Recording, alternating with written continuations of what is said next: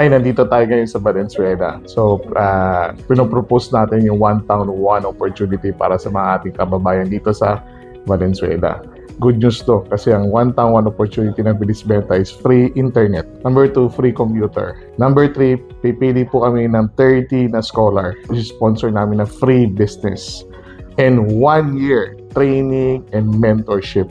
So, imagine, ang result na gusto namin ilabas dito is may yumaman at may maging milyonaryo. We are very excited to help people here in Valenzuela na makamit yung dropshipping, online selling dito sa Valenzuela. Dito ang PCCI Valenzuela, ang aming presidente, si Ma'am Helen Lising, at aming VP, si Ms. Gemma Ong ng PCCI Valenzuela. Ano po kaya impact ng One Town, One Opportunity para sa PCCI Valenzuela at sa bayan ng Valenzuela? Ang mission nga ng PCCI Valenzuela is not only livelihood but help yung mga Valenzuelano to become better entrepreneurs.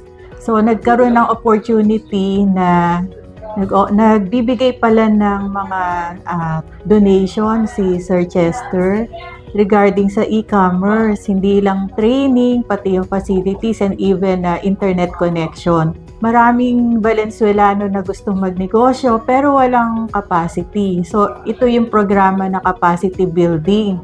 Tuturuan sila kung paano ang e-commerce, training, and then may mga facilities na ilalagay sa co-working space dito mismo sa Valenzuela.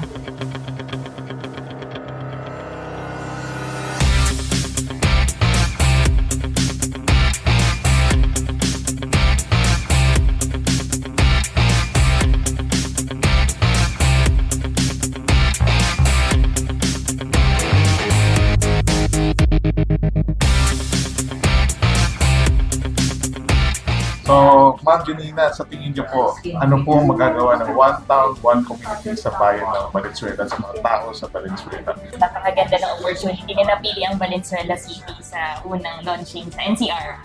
Actually, we came from a meeting from Mayor West and nakita niya yung opportunity na to na pwedeng makatulong sa mga PWDs natin and also solo parents. Another important person sa Valenzuela about business. No? So, I'll introduce to you Justin Atienza.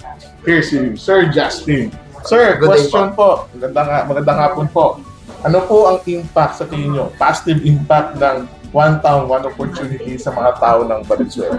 First of all, we're very thankful dahil ito po yung napiling LG ni Sir Chester para bigyan ng opportunity yung mga kapwa namin Valenzuelano. And actually, for me, dahil isa rin akong computer engineer and alam ko is napakalaking impact nito sa mga Valenzuelano, lalong-lalo na ngayon dahil era na tayo ng digitalization eh. So, nauso yung mga virtual assistants, nauso dito yung mga nag-freelance na lang. Ito ay nakatutok ka na lang dito sa laptop mo, sa computer mo, makakapagnegosyo ka na. And dito na sa Valenzuela magkakaroon ng first millionaire nang dahil sa Bilis Benta. So today we had a very productive meeting with Mayor West regarding the proposed One Town, One Opportunity project with Bilis Benta.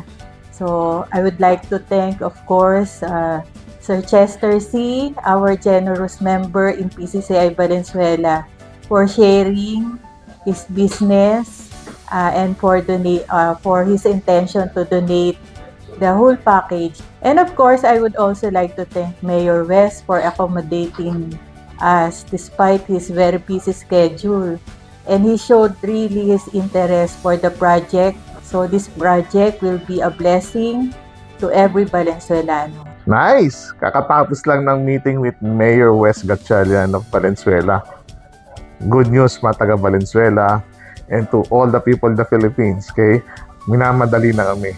Okay, so because this is a very rare opportunity for every Filipinos. So tara, trabaho na tayo!